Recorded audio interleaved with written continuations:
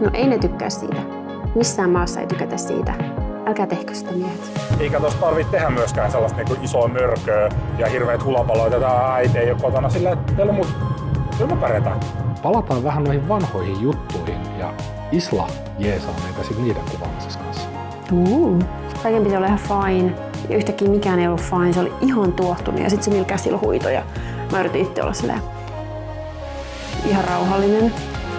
Hello ja tuttu virsi, eli tervetuloa uuden videon pariin, niin kuin aina pitäisi Frannit ja jotain muuta sanottavaa, mutta on ollut tuolla tutkimassa uutta maata, tuollaisen paikan tutkimiseen viikko ei loppujen lopuksi ole mitenkään älyttömän pitkä aika, niin hän ei ole niin kuin pystynyt olla yhteydessä, mikä on niin kuin ihan ymmärrettävää, että on laitettu viestiä, toinen on vastannut silloin, kun on pystynyt vastata ja näin poispäin, ja toi paikka olisi kyllä ollut sellainen, että se olisi muakin kovasti kiinnostanut, mutta kuten mä sanoin, niin lasten kanssa tuollainen kaupunkiloma ei ole optimaalisin, ja sitten taas toisaalta porukalla kun olisi lähtenyt, niin se hintalappu olisi ollut aika massiivinen. Et nyt Marjalle toi makso lentoineen, toi asumiset ja lennot, niin oli tyyliin 850 ehkä, plus auton vuokra päälle. Jos me oltaisiin menty koko porukka sinne, niin se olisi tarkoittanut käytännössä niin kuin minimissään sellaista niin kuin ehkä 4-5 tonnia. Eli puhutaan niin kuin silleen tosi isoista summista, ja meillä ei nyt ollut niin kuin halua tai niin kuin priorisoida niin paljon niin kuin kaikkea meidän tekemistä siihen, että me lähdettäisiin koko porukka nyt tollaiseen kohteeseen, mikä ei kuitenkaan sit olisi esimerkiksi niin kuin lasten puolesta mitenkään kaikista optimaalisin.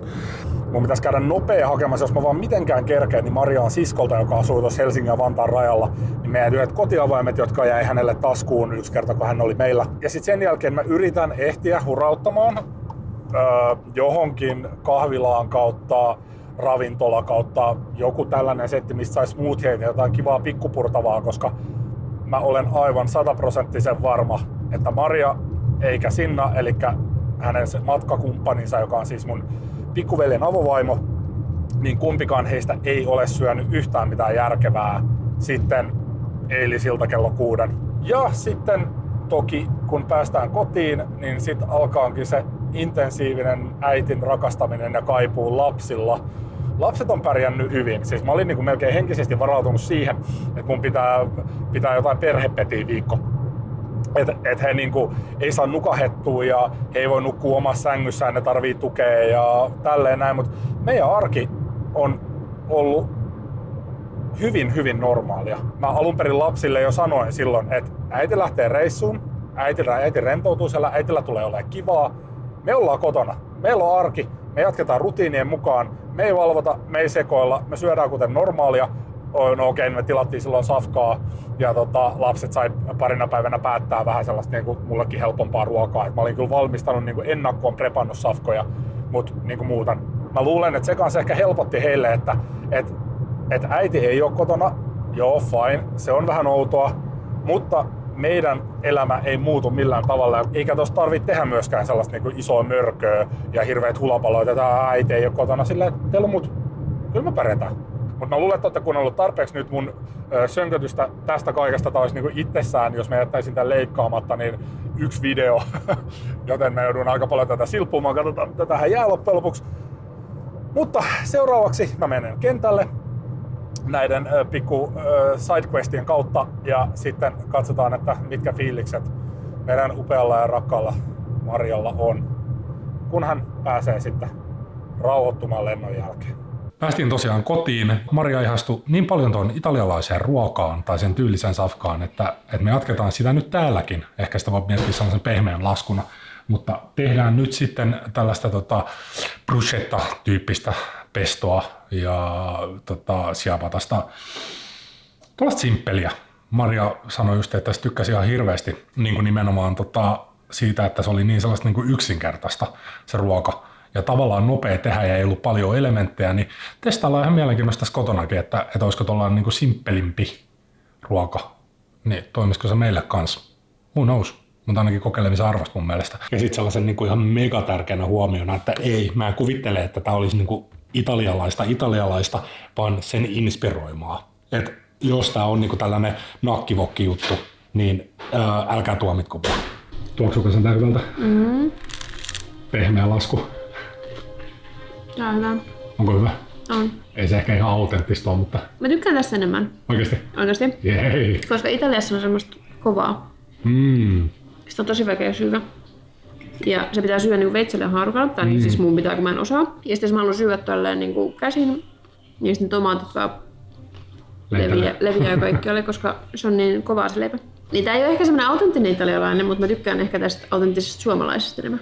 Mistä meidän piti puhua? Hyvä lähtökohta. Me ei puhuta, vaan sä kerrot meille. Eli sä olet tullut kotiin. Yes. Kuten näkyy, niin siitä on jokunen hetki. Tukka on kerennyt vaihtuu. Ja nyt sä voisit kertoa, mä tiedän paljon, mutta kertoa, että mitkä asiat oli kivoja, hyviä, hienoja, ei niin kivoja sun reissussa. Ensimmäinen kysymys, että mikä oli kaikista parasta ja kaikista huonointa? Kaikista parasta oli se, no siis jotenkin se ympäristö, ylipäätään se niinku maa. Okei, toi oli huono vastaus, se oli niin ympäripyöreä. Mutta mä tykkäsin siitä energiasta tosi paljon, mikä siellä oli. Joo. Jotenkin sellainen, että vaikka kaikki oli tavallaan vähän kämästä, Niin kaikki oli silti tosi hienoa. Että tommonen niinku, tommonen kontrasti, mutta sitten jotenkin siellä oli ehkä rento tunnelma, vaikka mä en kuitenkaan rentoutunut siellä mitenkään ihan hirveästi. Koska siis mehän juostiin siellä niinku koko ajan aamusta iltaan kaikki maisemia ja kaupunkeja läpi ja näin, niin kyllähän se nyt loppupeleissä oli aika, no ei nyt ehkä silleen niin palauttavaa, mutta mielenkiintoista kyllä, koska nähtiin tosi paljon hienoja paikkoja. vähän niin kuin seikkailu. No vähän niin kuin seikkailu, joo. Ja siellähän oli niinku aika huonoja säitä. Et se oli ehkä vähän mälsää. Et muutamat päivät oli sellaisia, että sato koko ajan, mutta toisaalta ei se nyt estänyt mitään. Et siellä me mentiin sit sateessa. Et hyvältä se näytti silti, mutta se oli ehkä vähän silleen mälsää, että ei ollut niin hyvä sää. Mikä oli kaikista huonoin kokemus koko reissussa? No varmaan se vika hotelli, mutta se kesti vaan vähän aikaa, joten se ei ollut silleen niin paha. Mutta siis ehkä myös autovuokraamo, koska meillä tuli heti ekana asiana, kun me mentiin Italiaan, niin meillä tuli riita sen autovuokraamon tyypin kanssa. Me ei jotenkin yhtään päästy yhteisymmärrykseen. Se halusi, että me maksetaan lisää, vaikka me oltiin jo maksettu vakuutus. Hän halusi, että otetaan uusi vakuutus häneltä, joka maksaa siis yli 100 € ja kaikkea. Ja se kuulosti jotenkin tosi uhkaavalta ja sitten se ei meinannut ensin hyväksyä mun just luottokorttia ja halusi käteistä, mikä oli mun mielestä vähän susia. Sitten yhtäkkiä se kortti toimikin ja mä oltiin ihan, että ei tästä yhtään mitään. Sitten mä soitin Tommille videopuhelun sieltä autovuokraamasta, että voit sä puhua tämän tyypin kanssa, että mä en niinku tajua, että mitä hän haluaa. Mulla on kaikki nämä paperit, mitkä piti olla mukana siellä. Mulla oli kaikki, niinku, kaiken piti olla ihan fine. Ja yhtäkkiä mikään ei ollut fine. Se oli ihan tuohtunut. Ja sitten se niillä käsillä huitoi. Ja mä yritin itse olla silleen ihan rauhallinen. Sitten Sinna vieressä suomeksi. Mitä se nyt sanoo? Mitä se sanoo? Sitten Sinna, naama peruslokemille. Et triggeröi sitä. Joo, autovuokraamon tyyppi oli kyllä semmoinen kakkapylly. Sitten se pisti meidät vielä maksaa siitä auton pesusta. Siis me saatiin se auto ihan sairaan likasena. Siinä lintu oli kakkinut sen tuulilasi ihan täyteen. Se oli niin likainen se auto, kun se antoi sen meille. Ja sitten sen jälkeen, kun me palautettiin se, niin se valitti, että meidän olisi pitänyt pestä se auto. Niin, ulkoilta. Niin, ulkoilta. Vaikka se oli ihan likainen ulkoilta se auto silloin, kun me saatiin se. Eikä missään kerrottu, että näin täytyy toimia. Mä annoin 1 tähden palautteen. Mä hyvin harvoin annan 1 tähden palautteita. Et mä oon aika kiva tyyppi yleensä. Joo, ja sitten siinä vuokratessa lukee, että se on niinku terminaalilla. Mutta sitten se oli todellisuudessa niinku 5 kilsan päässä. Eikä myöskään ole kerrottu niinku vuokratessa, että on tietyt aikarajat, että milloin se voi palauttaa, niinku tietyt kellonajat. Niin se on vähän monimutkaisia asioita. Joo, mutta silti mä oon tosi iloinen, että me vuokrattiin se auto, koska ilman sitä me oltaisiin pärjätty. Ja Italiassa kannattaa vuokraa auto, jos haluaa nähdä asioita. Toki siellä niinku kulki juna ja ilmeisesti myös bussit, mutta mä en tiedä, että miten se niinku aikataulu, kun tuntuu, että liikenteessäkin ne säännöt on vähän silleen joustavat. Se oli tosi helppoa liikkua sillä autolla. Ja italialainen liikenne ei ollut helppo, mutta siihen tottui aika nopeasti. Piti olla aggressiivinen. Joo. Italialainen ruokahan on kuuluisaa. Ja se ei ollut kovinkaan kallista, se oli yllättävän halpaa. Mutta oliko se odotusten mukaista? Oli. Mulla oli semmoinen bucket list, että pitää syödä pizzaa, pastaa ja juoda viiniä, niin kuin italialaista. Kaikki oli tosi hyviä. Pizza oli semmoinen, mä ostin semmoisen ison pizzan semmoisesta niin kuin ravintolasta. Se oli tehty se itse asiassa meille, mitä niin kuin suositeltiin, että siellä on hyviä pizzoja. Niin koko se pizza maksoi 8 € ja se oli niin hyvää. Ja siis ne annokset oli tosi isoja, herkullisia ja siis ihan maks 15 €. Ihan maks 15. Et tosi niinku, ihan 10 niinku molemmin puolilla, mutta paljon edullisempaa kuin Suomessa. Sitten ruoasta puheella ollen, siellä oli niitä outoja käytäntöjä. Eli kahvi ei esimerkiksi saanut tiettyihin aikoihin ja lounaat oli tiettyyn aikaan ja esimerkiksi pizzaa sai vaan tiettynä kellonaikoina, vaikka ravintola oli auki. Joo, siis mulla oli niin juntti olo, kun me yritin saada jotain ruokaa kello 4. Se Suomessa syödään 4 ruokaa. Niin ei, ne katsoi ihan silleen, että no pizza, silleen, että niin ei pizzaa, silleen sä oot ravintolaan mulle ruokaa, tää on tässä meny, silleen, että joo, mutta sitä saa vasta 7 eteenpäin. Ja silleen, what? Se on iltapala-aika. Mutta se on niin erilainen se syömiskulttuuri siellä. Ja sitten niinku aamupala oli tosi myöhään, että lounasta sai yli 12:30. Siis 12:30 ja sekin loppui niinku tiettyyn aikaan. Ja sit sun piti venaa monta tuntia, että sä saat sitä illallista. Eli kannatti olla syömässä siihen aikaan, milloin jengi syö siellä. Te kävitte tosi paljon eri paikoissa, erilaisilla reissuilla. Mikä oli paras meistä, hienoin paikka, mihin sä menisit, jos sä saisit yhden valita, niin mennä uudestaan? Ja oliko siellä mitään sellaista, mikä sun jättää väliinkin?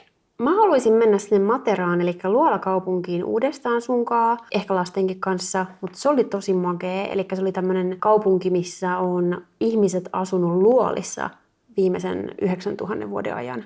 Ne häädettiin tosin sieltä, olikohan se 50-luvulla, hetkeksi pois, koska sitä pidettiin vähän semmoisena gettoalueena. Sitä uudelleen rakennettiin ja nyt siellä asuu taas jengiä, että jengi alkoi muuttaa sinne takaisin, olisiko ollut 80-90-luvulla. Nyt se on sitten yksi tämmöinen UNESCO-kohde, että se on tosi arvostettu ja kun on semmoinen turistimesta ja siellä on tehty kaikki hienoja elokuvia ja että sitä käytetään tällaisena, kun se muistuttaa vanhaa Jerusalemia, niin sitä käytetään varsinkin tällaisissa uskonnollisten leffojen niin kuin kuvauspaikkana. Siellä oli semmoinen niin kuin tuhansia vuosia vanha kirkko siellä luolan sisällä ja jos jossain kummittelee, niin siellä oikeasti. Siellä ei ollut energiat kohdilla. Se oli something else. Että sinne jos joku on medio, niin please voiko mennä oikeasti. Mä haluaisin tietää, että ketä siellä asustuu. Mitä henkiä. Kuka siellä kummittelee. Mutta se oli aika creepy. Oliko mitään sellaista, minkä olisi voinut jättää käymättäkin? Tuleeko sulla mieleen? Onko mä valittanut jotain sieltä? No, Smurfimökkejä ei ihan hirveästi tainnut pystyä niin nähdä, että se oli vähän sellainen kädenlämpöinen. Ja sitten se toinen, mikä tuli mieleen, niin se Instagram-ranta. Joo, siis Alberobello oli tämmöinen kylä, missä oli tällaisia smurfimaisia taloja aika paljon. En mä tiedä, minkälaisia taloja smurfeilla on. Ei mä tiedä, mutta ne näyttävät sellaiset hieniltä, siitä se mulle tuli mieleen. Joo, mutta kuitenkin sellaisia valkoisia taloja, se näyttää hienolta somessa, näyttää niin hyvältä somessa. Ja somessa mä sen bongasinkin, oli se, että tonne on pakko mennä.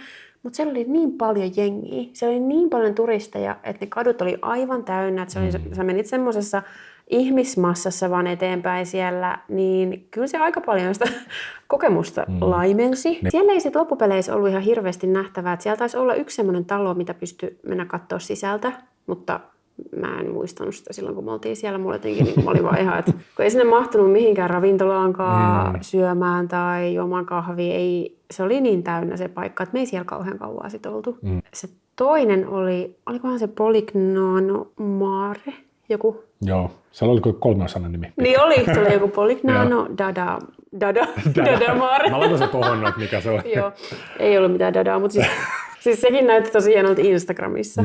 Todellisuus ei vastannut Instagramia, sanotaan nyt näin, että se oli siis mahtava ja upea. Mä oon tosi iloinen, että siellä me käytiin. Sitä mä en ole yhtään niin kadu, että me käytiin siellä. Se oli tosi upean näköinen paikka, mutta kyllä semmoiset niin tosi turistin nähtävyydet. Niissä on roskaa, niissä on ihan sikana jengiä. Ja onhan se vähän silleen säädet, kukaan ei oikeastaan niin keskity siellä, vaan kaikki kuvaa. Minä mukaan lukien, että en mä ole niin yhtään sen parempi, että kyllä mäkin otin siellä kuvia. Mutta jotenkin ehkä itse tuli semmoinen olo, että pitäisi enemmän pysähtyä siellä ja ylipäätään elämässä. Ja siellä oli jotain jengiä, jotka oli kiivennyt sinne kallioille istumaan ja fiilistelee ja hengailee, niin itse jäin miettimään, että se olisi ollut kyllä kivaa tehdä itsekin. Tämä on yksi juttu, mistä sä taisit, kerrotko siitä yleensä IG:n puolella vai pelkästään siellä tilauskanavan puolella? Mutta italialaiset miehet. Tilauskanavalla? Joo. Haluatko kertoa tässä? Voimme vähän jotain kertoa. Mä en sitä koko juttua, siellä oli niin paljon storya. Eli kerroin Instagram-tilaajakanavan puolella tällaisia yksittäisiä keissejä, mitä siellä kävi. Mä voin vaikka yhden kertoa tässä. Eli me oltiin siellä hotellissa ja siellä oli se tämmöinen tarjoilija Giuseppe. Miten toi muuten sanotaan? Mä en osaa todellakaan sanoa, enkä aio yrittää. Mutta tälleen suomalaisittain Giuseppe. Siis ihan niin suomalaisittain äänetty kuin voi olla. Se oli siis tulossa Suomeen ja hän tuli kertoa, että hän tulee Suomeen ja että missä päin Suomea mä asun ja että voitaisiko vaihtaa yhteystietoja, että mä voisin vähän esitellä hänelle Suomea ja kertoa, missä hänen kannattaisi käydä ja niin kuin tämmöinen. En tiedä, olisiko hän oikeasti tulossa Suomeen. Vähän tuli semmoinen epäilys, että hän ei varmaan oikeasti olisi tulossa Suomeen. Mutta siis mä tarjosin hänelle sitten siis Tommin yhteystietoja. Kerroin, että mun aviomies on niin kuin valokuvaaja, tuottaja. Hän tietää tosi paljon kaikkia ihania paikkoja Suomesta ja kauniita paikkoja Suomesta. Ja hän voi niin kuin vinkkaa sulle paljon paremmin kuin minä. Mutta ei hän ollut kiinnostunut. Yllättävää. Ei. Tuollaisia oli aika paljon. Et musta tuntuu, että siellä lähestyttiin tosi paljon, eikä pelkästään minua, vaan siis ylipäätään kaikkia naispuoleisia. Olisi tosi mielenkiintoista mennä sunkaan Italiaan, että näkisi, lähestytäänkö miespuoleisiakin paljon. Mutta ainakin niin naispuoleisia. Ja mä vähän lueskelin sitten netistä tuohon liittyen info, siis että mitä niin kuin naiset puhuu siitä, niin kuin italialaiset naiset, koska Suomessa on keskusteltu siitä, että se ei ole kivaa vaikka semmoinen catcalling, että vähän niin kuin huudella ja vihellellään, mitä sielläkin tehtiin. Mitä mun mielestä mä en ole itse törmännyt siihen Suomessa ihan hirveästi enää onneksi, mutta siellä sitten törmäsi siihen aika paljon ja ajattelin käydä lukemasta, mitä italialaiset naiset on tästä mieltä. No ei ne tykkää siitä. Missään maassa ei tykätä siitä. Älkää tehkö sitä miehet. Siellä myös sanottiin sitä, että turistinaisia lähestytään tälleen flirttailun mielessä helpommin, just niin kuin Italiassa, koska italialaiset puhutaan, että he on tosi romanttisia ja se vetoaisi sit turisteihin jotenkin enemmän, että kun italialaiset on jo tottunut siihen, heille se on ihan arkipäivästä ja se ei ole heille niin uutta, mutta sitten vaikka, niin kuin, no en tiedä minkä maan mä nyt ottaisin tähän esimerkiksi, että no vaikka nyt Suomesta sitten tulisi ihmisiä, jotka ei ole tottunut siihen, että miehet olisivat vaikka tosi romanttisia. Kaikki suomalaiset miehet on tosiaan, miten niin? No keskiverrosti. Mutta niin sitten se vetoaisi enemmän kuin ne on sellaisia. Olihan ne niinku semmoisia, mutta mä mietin sitä, että kyllä se aika ilmiselvää on, että ei se nyt mitään ehkä kauhean syvällistä ja vakavaa ehkä haeta vaan. Mitä siinä niissäkin keskusteluissa puhuttiin, että siinä on myös sitten se nurjapuoli, siinä ehkä ajatellaan sitä, että se turisti on semmoinen helppo kesäheila. Helppo vieteltävä, mutta helppo myös hyvästellä, kun se lähtee pois. Niin, ei tarvitse hoitaa mitään sitäkään, että pääsee eroon siitä. Niin, kyllä niin kuin itselläkin oli vähän semmoinen, että no niin, että mä ajattelen, että mä oon tämmöinen helppo turisti täällä nyt. Jos haluat paljon kehuja naisena, niin Italiaan vaan. Jos sun tarvitsisi sanoa nyt vaikka 3 asiaa, mitkä tulee ensimmäisenä mieleen, niin mitkä sulle tulee? Ruoka. Ilmasto oli ihan mielettömän hyvä mulle. Musta tuntuu, että mun iho hehkui silleen ihanasti. Et Suomessa mulla on vähän semmoinen helposti punottava iho. Mutta musta tuntuu, että siellä oli semmoinen glow. Et jotenkin se ilmasto sopi mulle tosi hyvin. Musta tuntuu, että kaikki turvotus hävisi. Aurinko oli ihanaa. Mä rakastin sitä ilmastoa, vaikka siellä satoi paljon. Niin silloin kun oltiin siellä, mä tykkäsin tosi paljon silti siitä. Että se oli mun toinen. Ja se ruoka oli tosi hyvää. Ja sitten arkkitehtuuri, mä rakastin niitä kaikkia, jotenkin niitä kaikkia vanhoja kaupunkeja ja niitä taloja ja sitä, miten, no mä sanon nyt vähän enemmän, mutta myös sitä, että miten ihmiset koristeli. Että siellä oli tosi paljon kukkia kaikkialla ja semmoisia valtavia kukkaruukkuja ihan kaikkialla. Ja kun me katsottiin esimerkiksi tätä Love is Blind Italiaa, niin huomasitko, että sielläkin kun ne siirtyisit sinne niihin arkielämiin, niin kun kuvattiin vaikka rappukäytävää, niin siellä rappukäytävissäkin oli semmoisia kukkaruukkuja. No en kyllä kiinnittänyt huomioon, mutta oli tosi paljon kukkia kyllä ylipäätään. Niin Joo, että se oli jotenkin ihanaa, että miten sitä oltiin siis somistettu sitä elämää siellä jotenkin, että tehty kaikesta vähän kauniimpaa. Se oli musta niin ihanaa ja niin hienoa, mutta toki siis kyllähän me käytiin sit Italiassa myös sellaisilla alueilla, mitkä ei ollut näitä vanhoja kaupunkeja tai turistikohteita ja eihän ne sit ollut somistettuja tai visuaalisesti niin, silleen hienon näköisiä. Et siellä esimerkiksi mua ihmetytti se, että kun roskat oltiin heitetty maahan, niin kuin roskapussit.